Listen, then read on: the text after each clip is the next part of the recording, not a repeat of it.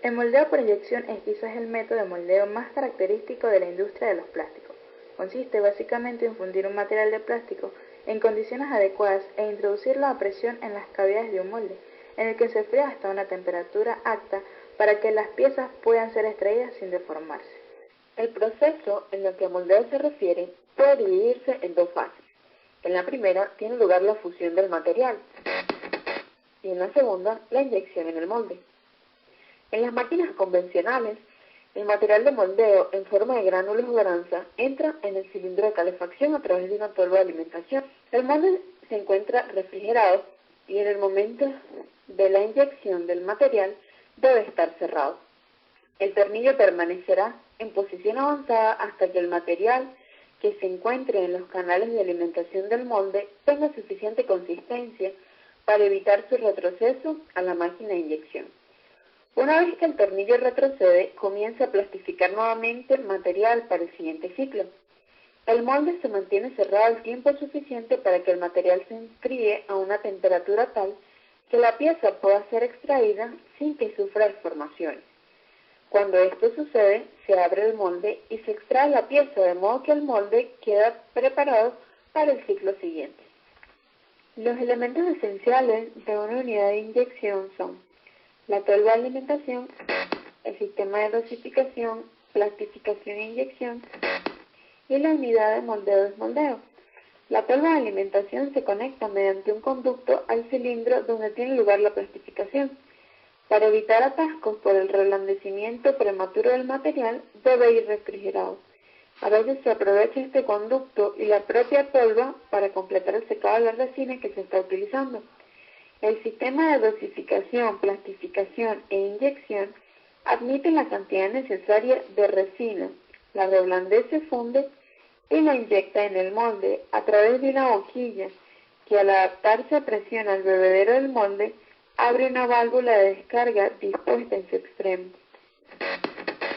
En la actualidad, casi todas las máquinas de inyección disponen de un pistón de dosificación-plastificación en forma de husillo, que al girar cierto número de vueltas realiza la carga del material, siendo obligado por este a retroceder a una posición tope previamente regulada, quedando el cilindro completamente lleno del material.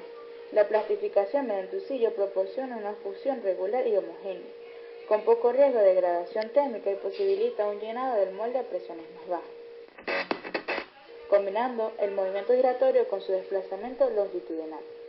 El extremo libre del husillo dispone de un anillo que actúa como válvula de retención, impidiendo el retroceso del material durante la inyección. El trabajo que realiza el husillo es el siguiente. Cuando termina la inyección anterior, se queda en la posición más adelantada. Al empezar a girar, toma el material frío de la tolva y lo transporta hacia la parte delantera, al tiempo que lo calienta.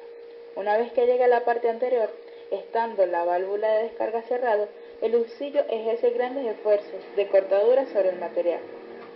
A la vez que retrocede y cuando tiene acumulado suficiente cantidad para llevar al molde, deja de girar, quedando en espera. Al acoplarse la boquilla al bebedero, se abre la válvula de descarga y el husillo actúa como émbolo, comprimiéndole y haciéndole fluir a través de la topera, hasta llenar el molde, transmitiendo al interior de este toda la presión.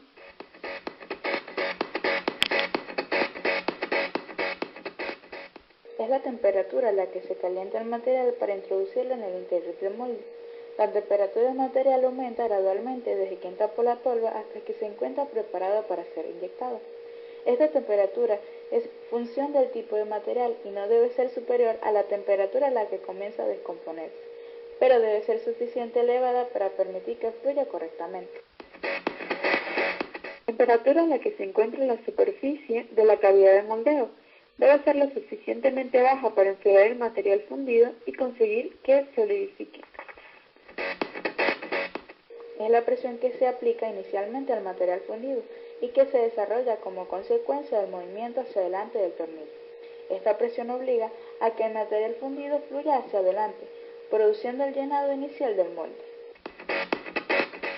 El tiempo necesario para realizar la inyección depende de numerosos factores, como de cuánto material se está inyectando, su viscosidad, las características del molde y el porcentaje de la capacidad de inyección que se está empleando.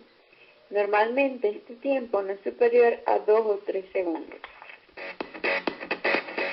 Es la presión que se aplica al tornillo mientras retrocede.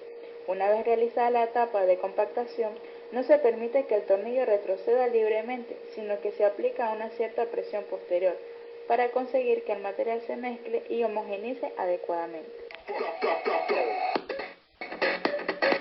Una de las variables más importantes para conseguir una pieza de calidad es el tiempo que la pieza requiere para enfriarse hasta que sea solidificado, para poder ser extraída del molde sin que se deforme.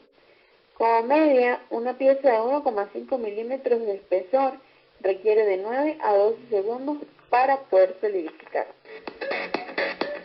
Es el tiempo que se aplica después de realizar la inyección inicial del material. Este tiempo se prolonga hasta que la entrada a la cavidad de moldeo solidifica. A partir de este instante, la cavidad de moldeo queda aislada del resto del sistema, mientras continúa enfriándose. Para una pieza de 1,5 milímetros de espesor, el tiempo no excede de 6 segundos.